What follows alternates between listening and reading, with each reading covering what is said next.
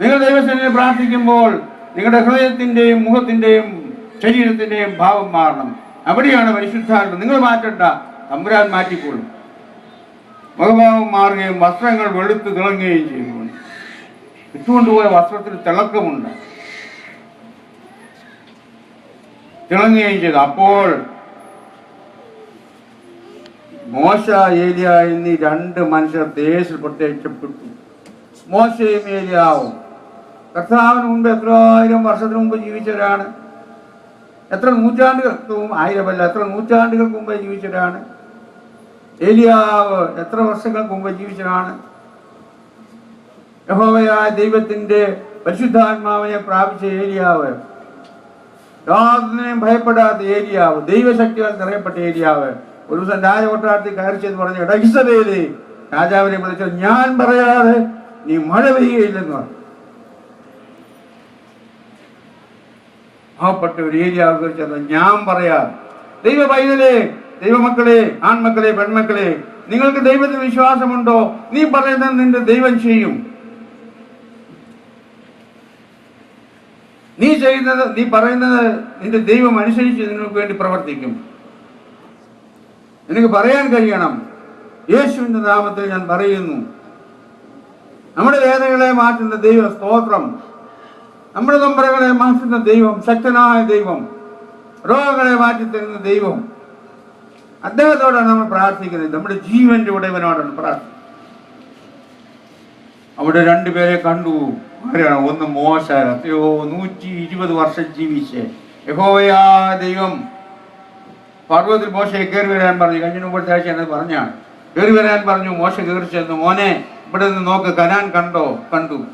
40 വർഷം തന്റെ ജനത്തെ നടത്തിക്കൊണ്ടതിന് 600,000 ജനത, 666,000 ജനത്തെ ഇസ്രായേലിൽ നിന്ന് പുറപ്പെടുവിച്ച മോശ ഒരു ആട്ടിടയനായി, ആടുകളെ തീറ്റിയവനാണ്.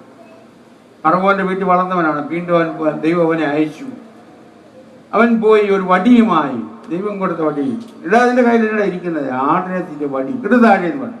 സപ്പമായി പിടിയിടായെന്ന് പറഞ്ഞു. പിടിച്ചു. വീണ്ടും വടിയായി. ഇത് നിന്റെ കയ്യിലിരിക്കട്ടെ, കൊണ്ടുപോടാ, ചെന്ന് എന്റെ ജനത്തെ നടത്താൻ പറഞ്ഞു. അത് പരിശുദ്ധാത്മാവിന്റെ അടയാളമായിരുന്നു. മോശ വടി ചെങ്കടലിന് പറഞ്ഞു, മാറാൻ കൊടുക്കും. ചെങ്കൽ രണ്ടായി. ഈ പരിശുദ്ധാത്മാവ് പറഞ്ഞു. ഏലിയാവ് എന്ത് പറഞ്ഞു? അങ്ങോട്ട് ചെന്ന് വെള്ളത്തിന്റെ കൂടെ നടന്നങ്ങ് പോയി. തന്റെ ശിഷ്യൻ തിരിച്ചു വന്നു. ഇരട്ടി പങ്കാത്മാവുള്ളവനായി ഏലിയാവിന്റെ പുറപ്പ് കിട്ടിയ പുറപ്പ് വാങ്ങിച്ചു. ആ ജോർദാനെ അടിച്ചിട്ട്, എവിടെയാണ് എൻ്റെ ഏലിയാവിന്റെ ദൈവം? നിങ്ങൾക്ക് പ്രയാസങ്ങൾ വരുമ്പോൾ, ബുദ്ധിമുട്ടുകൾ വരുമ്പോൾ, ക്ലേശങ്ങൾ വരുമ്പോൾ ചോദിക്കണം, എവിടെയാണ് എൻ്റെ ഏലിയാവിന്റെ ദൈവമെന്ന്? എന്റെ അപ്പന്റെ ദൈവമെന്ന് ചോദിക്കണം. അദ്ദേഹം പ്രത്യക്ഷപ്പെട്ട് നിങ്ങളുടെ വീട്ടിൽ വരും. നീ കണ്ണുനീരോടെ കരഞ്ഞാൽ ഒരു വിധത്തിൽ കണ്ണുനീര് അവൻ മാറ്റുന്നവനല്ല. അവൻ വന്ന് ചോദിക്കും, മോനെ, എന്നാ മോൻ? നിങ്ങളുടെ കുഞ്ഞ് മറിഞ്ഞു വീണ് കരഞ്ഞാൽ ഓടിച്ചെന്ന് കണ്ണുനീര് നോക്കുന്ന അമ്മേ, നിന്റെ കണ്ണുനീര് കാണുന്നവനാണ് ദൈവം. അപ്പ, നിന്റെ ഓമന കുഞ്ഞ് കരഞ്ഞാൽ അതിനെ എടുത്തുകൊണ്ട് ആശുപത്രിയിൽ പോകുന്ന അപ്പ, ഞാൻ പറയുകയാണ്, നിന്റെ വിഷമങ്ങൾ കണ്ട് നിന്നെ സൗഖ്യമാക്കുന്നവനാണ് ദൈവം. നിന്റെ ദുഃഖങ്ങളിൽ നീ ആശ്വസിപ്പിക്കുന്നവനാണ്. വേറെ ആരും വരത്തില്ല. ദുഃഖങ്ങളുടെ നാളുകളിൽ നമ്മുടെ കർത്താവ് അല്ലാതെ ആശ്വസിപ്പിക്കാൻ ആരും വരികയില്ല. ഒരളിയനുമില്ല, ഒരു അമ്മാച്ചനുമില്ല, ഒരു അമ്മായിമില്ല, ഒരു അമ്മായിമില്ല, ഒരു അപ്പനും ഇല്ല. അവരൊക്കെ അല്പാൽപ്പൊക്കെ സഹായിക്കും. പിന്നെ പറയും, ഓ അതങ്ങനെ കിടക്കും, അതങ്ങനെ. ഓ തമ്പുരാൻ അങ്ങനെ കിടന്നില്ല. തമ്പുരാൻ പറഞ്ഞു, ദേശം വായിച്ചതിനകത്തുണ്ടായിരുന്നു. അതെല്ലാം കൂടെ പറയാൻ സമയമില്ല.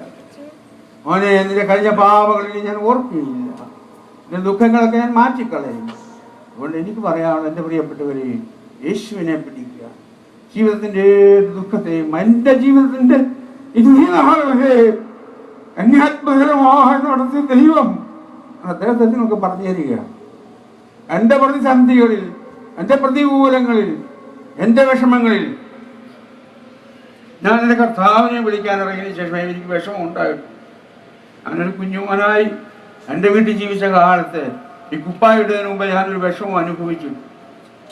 ഈ കുപ്പായിട്ടതിന് ശേഷം ഞാൻ എൻ്റെ കർത്താവിന് വേണ്ടി ഒത്തിരി അനുഭവിക്കണം. ഞാൻ ഒരു കാലത്ത് ഒരു പള്ളി ഇരിക്കുമ്പോൾ ആ പള്ളിയിൽ പെരുന്നാൾ നടത്താതിരിക്കാൻ എതിർകക്ഷികൾ പോയി 144 പ്രഖ്യാപിച്ചു. ഞാൻ വിളിക്കുന്ന ഏലിയാവിന്റെ ദൈവത്തെയാണ്. അമ്മയുടെ നാമത്തിലുള്ള പെരുന്നാൾ ആ ദിവസം തന്നെ ഞാൻ നടത്തി. എൻ്റെ മിടുക്കൽ, എൻ്റെ ദൈവത്തിൻ്റെ മിടുക്കൽ. തൈക്കുള്ള അച്ഛൻ്റെ വീട്ടിൽ പോലീസ് ജീപ്പ് വന്ന് ഒപ്പിടിച്ചു, ഞങ്ങൾക്ക് 144 ഉണ്ട്, നിങ്ങൾ ഓരോ പള്ളിയുടെ ചുറ്റുപാടിൽ പെരുന്നാൾ നടത്താൻ പാടില്ല. ആ പള്ളിയിൽപ്പെട്ട കുറച്ച് ആളുകൾ കൂടി ചെയ്യാം. ഞാൻ ദൈവത്തോട് പ്രാർത്ഥിച്ചു, ദൈവമാതാവിന്റെ പെരുന്നാളാണ്, എനിക്ക് നടത്തണം. അപ്പോൾ പറഞ്ഞു 5 പേരിൽ കൂടെ വരാൻ പാടില്ല. അവിടെ 5 പേരിൽ കൂടെ ആ തിരുവല്ല എരുവേലി വില്ലേജിൽ പുത്തൂർ പഞ്ചായത്തിൽ ഈ പള്ളി ഇരിക്കുന്ന 7 കിലോമീറ്റർ ചുറ്റളവിൽ റോഡെല്ലാം എന്നാ പറയുന്നത് 144 കർഫ്യൂ അയാൾ പറയും. അത് പ്രഖ്യാപിച്ച് പോലീസ് വണ്ടി നടന്ന് ഇങ്ങനെ വള്ളംകുളം കവല തൊട്ട് ഓട്ടത കവലയിൽ കൂടെ വന്ന് നന്നൂർ കവലയിൽ കൂടെ പടിഞ്ഞാട്ട് പോയി കിഴക്കോട്ട് വന്ന് നെല്ലട്ട് വന്ന് വീണ്ടും പടിഞ്ഞാട്ട് വന്ന് പറഞ്ഞ് ഓദ്രപ്പള്ളിയുടെ പരിസരങ്ങളിൽ 144. എനിക്ക് എൻ്റെ ഏരിയാവെന്ന് ദൈവമില്ല, എനിക്കാരുണ്ട്. ഞാൻ പോയി ആലപ്പുഴ കളക്ടറേറ്റിൽ ചെന്ന് പറഞ്ഞു, എനിക്ക് എൻ്റെ അമ്മയുടെ പെരുന്നാൾ നടത്തണം, മാതാവിൻ്റെ പെരുന്നാൾ, എന്നെ അനുവദിക്കണം. എനിക്ക് RDO ഓർഡർ തന്നു, ശരി താൻ പോയി പെരുന്നാൾ നടത്തും. ഞാൻ പോയി അവിടെ കുർബാന ചൊല്ലി, പള്ളിക്ക് ചുറ്റും പ്രാസ നടത്തി. ആ പള്ളിയിൽ ഞാൻ വീണ്ടും വൈദികനായി തുടർന്നു. എന്ത് പ്രതികൂലം, എല്ലാം പറയാൻ സമയമില്ല പ്രിയപ്പെട്ടവരെ, എല്ലാം പറയാൻ സമയം. എന്നെ ആ പള്ളിയിൽ നിന്ന് ഇറക്കി വിടാൻ ആ പള്ളി 5 വർഷം കൂട്ടിയിട്ടു. സ്വർഗത്തിലെ ദൈവം ആളയച്ചു. പരിശുദ്ധ പാത്രീസഭ അന്ത്യോക്യയിൽ വന്ന് പറഞ്ഞു, ക്ലീമീസ് തിരുമേനി ആ പള്ളി തുറക്കണം, ഈ അച്ഛനെ അവിടെ വികാരി, ഈ അച്ഛൻ തന്നെ അവിടെ തുടരും. ഒക്കെ പാവപ്പെട്ട ഞാൻ, സാധുവായ ഞാൻ പോയി 7 കൊല്ലം ഗവൺമെന്റിൽ നിന്ന് താക്കോല് വാങ്ങിച്ചുകൊണ്ടെന്ന് ഓദ്രപ്പള്ളി തുറന്നു. അതിലെ ചപ്പ് ചടാലികളും പ്രാവും തീട്ടവും ഓരിക്കളഞ്ഞു. അവിടെ കുർബാന ചൊല്ലി. ദൈവത്തിന് സ്തോത്രം. അതുകൊണ്ടാണ് ദാവീദ് പറഞ്ഞത്, ദൈവത്തെ സ്നേഹിക്കുന്നവന് ഒരു സൈന്യം നിന്റെ നേരെ പാളയിറങ്ങിയാലും എൻ്റെ ഹൃദയം ഭയപ്പെടുകയില്ല. ഓ, എൻ്റെ ബലവും എൻ്റെ കോട്ടയും എൻ്റെ പാറയും എൻ്റെ അഭയസ്ഥാനവും എൻ്റെ സങ്കേതവും ഞാൻ ആശ്രയിക്കുന്ന എൻ്റെ ദൈവവുമാകും. സാധുവായി എനിക്ക് നിങ്ങളോട് എൻ്റെ ദൈവത്തെക്കുറിച്ച് പറയാനൊന്നുമില്ല പ്രിയപ്പെട്ടത്. ഞാൻ എന്താ പറയുന്നത്? ഞാൻ പാവപ്പെട്ട ഒരു അച്ഛൻ, ബലഹീനനായ ഒരു മനുഷ്യൻ, അനേക രോഗമുള്ള ഒരു മനുഷ്യൻ, ഹാർട്ട് രോഗിയായ ഒരു മനുഷ്യൻ. എങ്കിലും എൻ്റെ ദൈവം എനിക്ക് വലിയവൻ. മോശെ ഏലിയാവും ദേശത്തിൽ പ്രത്യക്ഷപ്പെട്ടു. അവനോട് സംസാരിച്ചുകൊണ്ട് യെരൂശലേമിൽ നിവർത്തിക്കപ്പെടുവാനുള്ള അവൻ്റെ നിര്യാണത്തെക്കുറിച്ചാണ് അവൻ സംസാരിച്ചത്. പത്രോസ് മോശയോട് മോശെ ഏലിയാവുമെന്ന് പറഞ്ഞു, കർത്താവേ, നിനക്ക് വേണ്ടി നിര്യാണം കാത്തിരിക്കുന്നു, നിന്നെ യെരൂശലേമിൽ ക്രൂശിൽ തൂക്കാൻ പോകുന്നു. അതെല്ലാം കർത്താവിന് അറിയാം. എങ്കിലും ബലപ്പെടുത്തുവാൻ സ്വർഗത്തിലെ ദൈവം അയച്ചു. തേജസ് നിന്നുകൊണ്ട് നമ്മുടെ കർത്താവ് കേട്ടു. പത്രോസും യാക്കോബും യോഹന്നാനും പേടിച്ചു. ഇതെന്താ വട, ഈ മലയിൽ നിൽക്കുന്ന ഈ മനുഷ്യന്റെ വസ്ത്രം മാറി, വസ്ത്രം തേജസ്കരിക്കപ്പെട്ടിരിക്കുന്നു, മുഖത്തിന്റെ ഭാവം മാറി, പരിശുദ്ധാത്മാവ് അവിടെ ഇറങ്ങി വന്നു. ശക്കൈന, ദൈവത്തിന്റെ ശക്കൈന പർവ്വതത്തിൽ സ്ഥാപിക്കപ്പെട്ടു. ഒന്നും അറിയാതെ പത്രോസ് കർത്താവിനോട് പറയേണ്ട കാര്യം പറഞ്ഞിട്ട് മോശെ ഏലിയാവും മഹത്തിൽ തന്നെ കാര്യം. അപ്പൊ പാവം പത്രോസ് പറയാണ്, ഞാൻ ഇത് വായിച്ചപ്പോൾ ഇതുപോലെയാണ് നമ്മുടെ അനേക ആളുകൾ പള്ളിയിൽ. പത്രോസ് ചോദിക്കും, കർത്താവേ, ഞങ്ങൾ 3 കുടിലുണ്ടാക്കട്ടെ. ഞങ്ങൾ 3 ശ്രദ്ധിച്ചു, എല്ലാവരും ശ്രദ്ധിച്ചു, ഞങ്ങൾ 3 കുടിലുണ്ടാക്കട്ടെ. പാവം പത്രോസ് കേട്ടോ, കർത്താവിന് സ്നേഹം കൊണ്ടാ ചോദിച്ചു. അപ്പം മോശയുണ്ട്, ഏലിയാവുണ്ട്, കർത്താവുണ്ട്, വെയിലത്ത് നിൽക്കണ്ടായല്ലോ. അതുകൊണ്ട് ഞങ്ങൾ എന്തോ ഉണ്ടാക്കാം, ഒരു 3 കുടിലങ്ങ് ഉണ്ടാക്കട്ടെ. ഒന്ന് ഞങ്ങൾക്ക് വേണ്ട, ഒന്ന് മോശയ്ക്കും, ഒന്ന് ഏലിയാവിനും, ഒന്ന് കർത്താവിനും. പത്രോസ് നമ്മുടെ കർത്താവ് എന്ത് പറഞ്ഞു? അവർ നിദ്രാഭാരമുള്ളവരായിരുന്നു. തൻ്റെ കൂടെയുള്ളവർ നിദ്രാഭാരമുള്ളവർ. അവർ പ്രയാസപ്പെട്ടുണർന്നു.